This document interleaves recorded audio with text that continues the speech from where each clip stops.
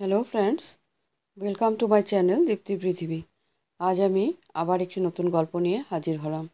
গল্পটি ভালো লাগলে লাইক এবং কমেন্ট করবেন এবং আমার চ্যানেলটিকে সাবস্ক্রাইব করে আমার পাশে থাকবেন এবং পুরো গল্পটি শুনবেন।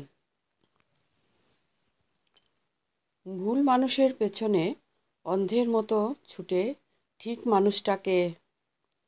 বাবা যখন আমাকে অফিস থেকে ফোন করে বলল, মা রে, আজ একটু মোরলা মাছের ঝোল রান্না করতে পারবি? খেতে ইচ্ছা করছে খুব।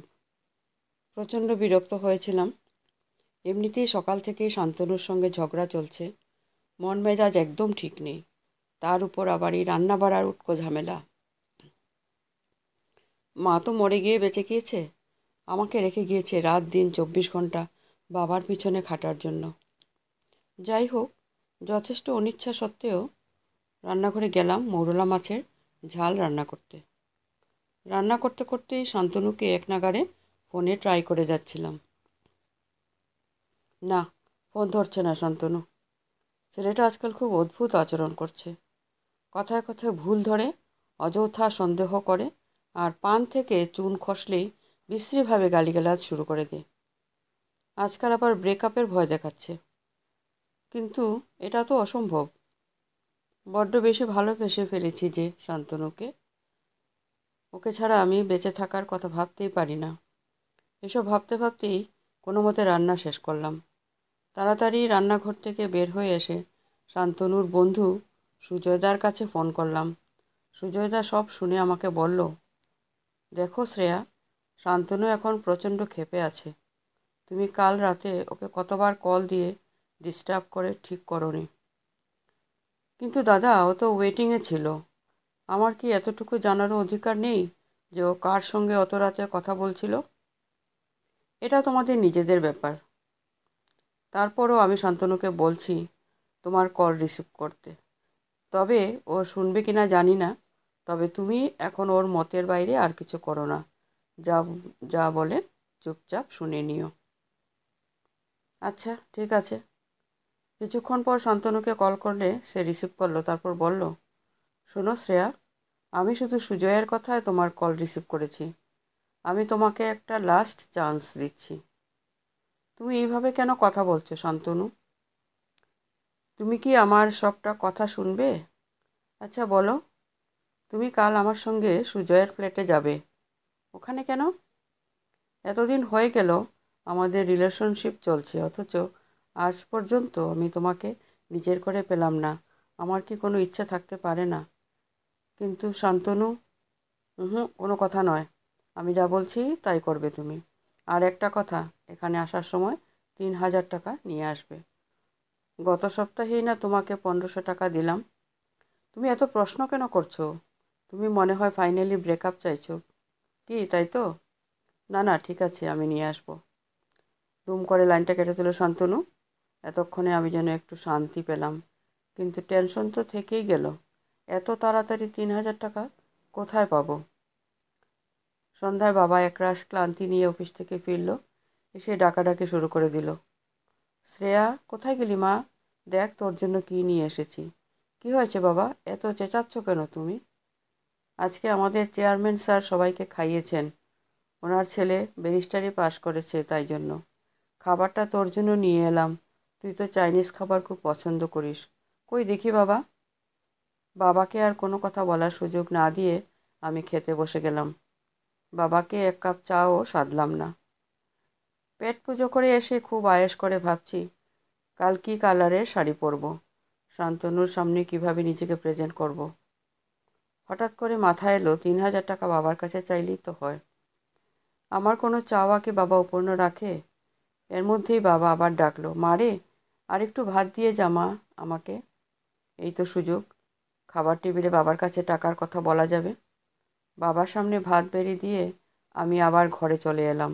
ভাবছি কোন অজুহাতে টাকাটা চাইব। বাবার কাশির শব্দ শুনে বিরক্তি নিয়ে জল দিতে গেলাম। তারপর বললাম, এভাবে খাচ্ছ কেন? আস্তে আস্তে খাও। বাবা একটু লাজুক ভঙ্গিতে উত্তর দিল, দুপুরে কিছু খাইনি তো, তাই খুব খিদে পেয়েছিল, আর তরকারিতে ঝালটা একটু বেশি লাগছে, কিন্তু খেতে খুব ভালো হয়েছে। বাবা দুপুরে কিছু খায়নি শুনে আমি যেন থমকে গেলাম।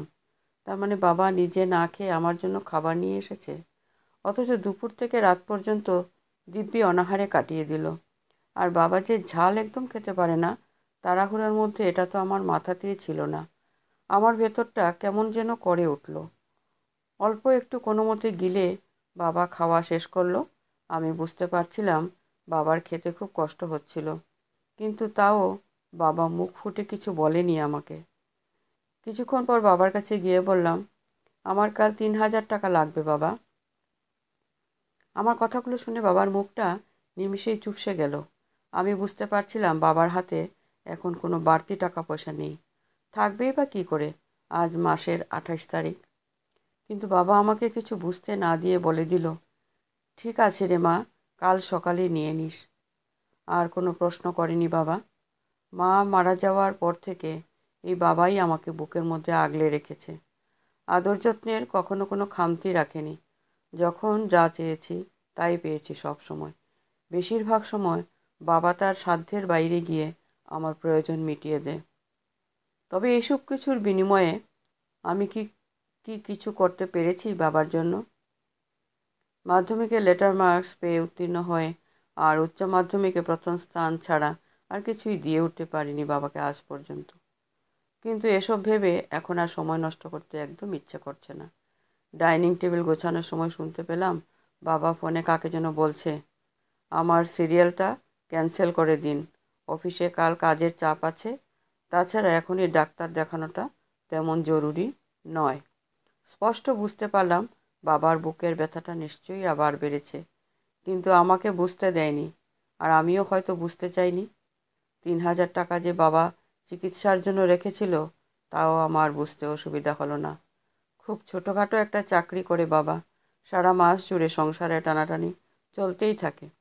এই স্বল্প আয়ের মধ্যে আমার চাহিদা মেটাতে গিয়ে প্রায়ই বাবা হাঁপিয়ে ওঠে। রাতে ঘুমোতে যাওয়ার আগে শান্তনুকে টেক্সট করলাম, সকাল 11টায় প্রথমে পার্কে চলে আসবে। সকালে বাবা অফিস যাওয়ার আগে আমার হাতে 3,000 টাকা দিয়ে গেল। ঠিক সকাল 11টায় সবুজ কালারের একটা শাড়ি পরে হালকা সেজে পার্কে পৌঁছে গেলাম। শান্তনু আমার আগেই সেখানে পৌঁছে গিয়েছিল। আমি শান্তনুর সামনে যেতেই শান্তনু তার ভ্রু কুঁচকে বলল, আর কোনো কালার পেলে না? তুমি কি জানো না যে সবুজ রং আমি একদম সহ্য করতে পারি না? আমি শুধু একটু মুচকি হাসলাম। কিছুক্ষণ পরেই শান্তনু আবার বলল, ঠিক আছে চলো এখন, আর টাকাটা এনেছো? আমি আচমকা শান্তনুর গালে কষে একটা চর বসিয়ে দিলাম। শান্তনু হতভম্ব হয়ে গেল, গালে হাত দিয়ে এক দৃষ্টিতে আমার দিকে তাকিয়ে রইল। আমি স্বাভাবিক ভঙ্গিতে বললাম, শয়তান একটা, আজ পর্যন্ত আমার কাছে যত টাকা হাতিয়েছিস এক্ষুনি সব ফেরত দিবি, নয়তো প্যান্ট শার্ট খুলিয়ে তোকে রাস্তায় নামিয়ে দেব। আমার কাছে তোর সব অশ্রাব্য গালিগালাজ আর কুপ্রস্তাবের রেকর্ডিং আছে। এগুলো নিয়ে পুলিশের কাছে গেলে তোর কী অবস্থা হবে বুঝতে পারছিস? শ্রেয়া, তুমি কি বলছো এসব? তুমি একটু শান্ত হও প্লিজ। একদম আমার গায়ে হাত দিবি না, আমি কিন্তু লোক জড়ো করব। আমার টাকাগুলো এক্ষুনি ফেরত দে। অবশেষে শান্তনু তার ক্রেডিট কার্ড আমার কাছে জমা দিয়ে মান ইজ্জত নিয়ে সেখান থেকে পালাতে বাধ্য হলো। তারপর আমি সোজা বাবার অফিসে চলে গেলাম। সবুজ রং বাবার খুব পছন্দের রং। বাবা আমাকে দেখে খুব অবাক হলো, একই সঙ্গে খুশিও হলো। সেখান থেকে ছুটি নিয়ে বাবাকে বগলদাপা করে প্রথম হসপিটালে গেলাম, কিন্তু ডাক্তার আজকে আসেনি বলে বাবার চেক আপ করাতে পারলাম না। হসপিটাল থেকে বের হয়ে চলে গেলাম শপিং মলে। বাবাকে দুটো নতুন শার্ট আর একটা প্যান্ট কিনে দিলাম। 3টে পুরনো শার্ট আর দুটো প্যান্ট দিয়ে বাবা 4টে বছর চালিয়ে নিয়েছে। শার্ট প্যান্ট কেনার সময় বাবা বারবার আমাকে বলছিল, আমার তো এসব আছে, শুধু শুধু টাকা নষ্ট করছিস, এই টাকা দিয়ে বরং তোর জন্য কিছু কিনে নে। গত বছর পুজোর পর থেকে এখনো পর্যন্ত তোকে কোনো ড্রেস কিনে দিতে পারিনি। প্রতিদিন ভার্সিটিতে যাস, নতুন ড্রেস লাগে তো? প্রতি উত্তর আমি বাবাকে জিজ্ঞেস করলাম, তুমিও তো প্রতিদিন অফিসে যাও, তোমার বুঝি লাগে না? মৃদু হেসে বাবা উত্তর দিল, বাবাদের এত কিছু লাগে না রে মা, বুঝলি? এরপর আমি আর কিছু বলার ভাষা খুঁজে পাইনি। বাবাকে একজোড়া জুতোও কিনে দিলাম কম দামের মধ্যে। এখন যে জুতোটা পরে আছে, এটার জায়গায় জায়গায় সেলাইয়ের দাগ আছে। কমপক্ষে 5বার এটাকে জুতো সেলাইয়ের দোকান নিয়ে যাওয়া হয়ে গেছে। আমার কাছে কিছু জমানো টাকা ছিল, শান্তনুর জন্মদিনে উপহার দেবো বলে জমিয়েছিলাম। এই টাকা দিয়ে বাবাকে রেস্টুরেন্টে চাইনিজ খাওয়ালাম। রেস্টুরেন্টে বসে বাবা আমাকে খাইয়ে দিল। বাচ্চাদের মতো বাবা আনন্দে ছটফট করছিল। বাবাকে এত খুশি হতে এর আগে কখনো দেখিনি আমি। বাবা হয়তো কোনোদিন ভাবতে পারেনি যে আমি আমার গোটা একটা দিন বাবাকে কখনো দিতে পারবো। হয়তো আমার কাছ থেকে এতটুকু আশাও করেনি। অথচ সেই মানুষটা কিন্তু তার পুরোটা জীবন আমার নামে উৎসর্গ করে দিয়েছে। ডিনার সেরে রিক্সা করে বাড়িতে ফেরার সময় বাপ মেয়ে মিলে আইসক্রিম খেলাম। আজকের দিনটা ছিল আমার বাবা বিলাসের দিন। পরে নিজেকে বাবার বুকে মাঝে বাবার হৃদয়ে আবিষ্কার করতে গিয়ে ভাবি, ভালোবাসা ভালোবাসা করে আমরা প্রতিনিয়ত কতই না ভুল দরজায় কড়া নেড়ে যাই। ভালোবাসার ঘাটতি মেটাতে গিয়ে মরীচিকার পেছনে ছুটে মরি। সঠিক সময়ের আগে মিথ্যা সম্পর্কে জড়িয়ে পড়ি। কিন্তু বাবা মার ভালোবাসাটা সত্যিকারের অর্থে উপলব্ধি করতে পারলে আমাদের ভালোবাসার এত হাহাকার থাকতো না। প্রকৃত ভালোবাসার স্বাদ যে লুকিয়ে থাকে মায়ের আঁচলের তলায় আর বাবার স্নেহমাখা শাসনে। আমরা কেন বাবা মায়ের ত্যাগের কথা ভুলে যাই? আমাদের বিলাসবহুল জীবন দিতে গিয়ে তারা নিজেদের অনেক প্রয়োজন নির্দ্বিধায় এড়িয়ে যান। এতে তাদের এতটুকু আক্ষেপ বা আফসোস থাকে না। অথচ আমরা তাদের পর্যাপ্ত সময়টুকুও দিতে পারি না। সেদিনের পর থেকে আর কোনো শান্তনুকে আমি আমার জীবনে জায়গা দিইনি। যদি আবারও বাবার পছন্দের মৌরলা মাছের ঝোলে ঝাল বেশি দিয়ে বাবার তৃপ্তির ব্যাঘাত ঘটিয়ে ফেলি। এরপর আর কি, আমি বাবার রাজকন্যা আর বাবা আমার রাজা। বাবা ব্যতীত অন্য পুরুষ তো আমাকে রানী বলেছিল, কিন্তু রানী তো ছিলাম না, বরং একটা পণ্যবস্তু ছিলাম তার কাছে। আমি রানী বা রাজকন্যা যাই হই, সেটা একমাত্র আমার বাবার রাজ্যেই। নমস্কার।